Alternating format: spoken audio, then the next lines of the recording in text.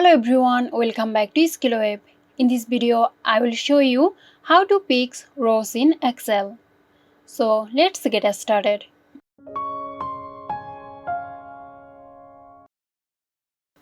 Begin by opening your Excel workbook containing the data you'd like to work with. Click on the row below, the one you want to fix.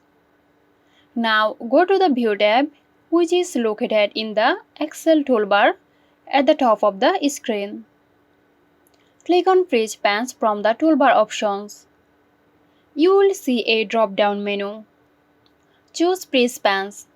Excel will now pick the rows above the row you selected, keeping them visible as you scroll down. So that's it. You can now easily fix your rows. Hope this video helped you out. Stay tuned for more helpful tutorials here at Xirosoft.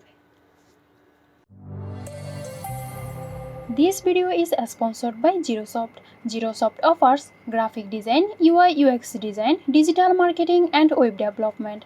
Elevate your brand with Xirosoft today. For more details, check the description box.